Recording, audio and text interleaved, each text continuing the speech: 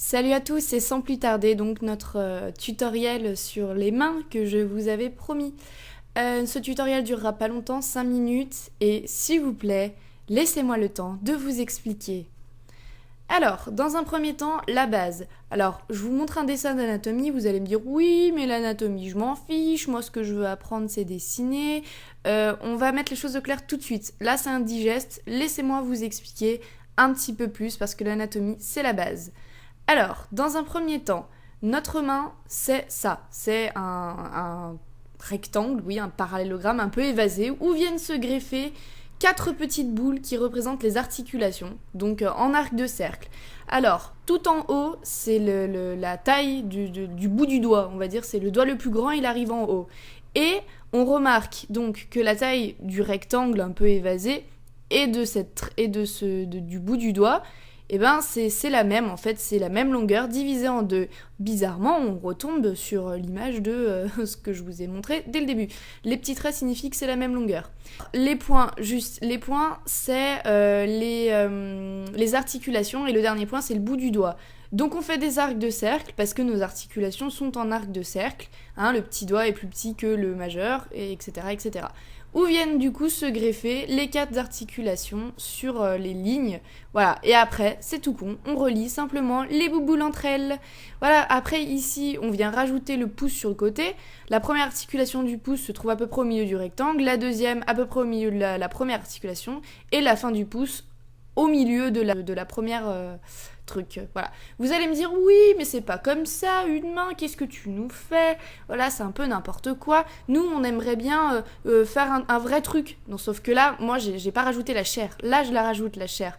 Vous voyez que, bon, là, ça a pas la même gueule. Oui, hein, c'est pas une main de manga. Voilà, vous allez me dire, oui, mais ça n'a rien à voir, ça c'est pas une main de manga, ça ressemble à rien, c'est de la merde. Non, je vais vous expliquer un petit peu plus. Moi, j'ai rajouté du coup de la chair aux endroits, là, vous voyez, ça fait comme des sortes de palmes, mais je vais vous expliquer un petit peu plus ma technique. Moi, je vulgarise. Pour faire du manga, je vulgarise. Donc moi, c'est un rectangle, enfin, un rectangle, un parallélogramme un peu évasé. Et voilà, je fais mon rectangle en premier, mon index en second, tout ça, 3, 4, 5, 6. Bref, je ne l'ai pas laissé suffisamment longtemps, je suis désolée. Et là, mon résultat que j'obtiens, moi, directement en dessinant, il est très proche du résultat estimé. À partir de ça, on peut faire tout. Un parallélogramme, un rectangle de profil, ça donne une sorte de parallélogramme un peu plus court.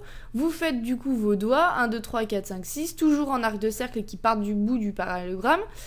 Et après, vous venez rajouter la chair. Donc c'est qu'une question d'habitude. Et si jamais vous avez un doute, je dis bien si jamais vous avez un doute, vous venez regarder votre main. Donc là, pareil, après, à partir de ça, on peut tout faire. Un rectangle, les doigts qui sont vulgarisés, les articulations, voilà. Et vous venez tout relier. Donc là, j'ai pas relié en plein parce que ça servait à rien. On sait très bien que ce sont deux doigts collés. Détails et astuces, c'est la troisième partie. Détails et astuces, ça ce ne sont pas des doigts, ça c'est des brosses, enfin je sais pas, des poils d'un balai à brosse peut-être. Maintenant ça ce sont des doigts, vous voyez, il y a cet arc de cercle qui est très présent, voilà. Et ça c'est la base vraiment de nos mains, c'est ça qui font que les doigts sont un peu plus grands que les autres. Donc un doigt aussi c'est plus épais à la base et plus fin à la fin. Voilà. Imaginez que ça fait une pointe et que vous coupez avant. Voilà. Ensuite, très simplement, ça c'est un doigt, mais bon, ça pue un peu la merde, hein, si je peux dire. C'est pas vraiment le meilleur doigt qu'on puisse faire, donc c'est pour ça qu'il faut mieux l'affiner.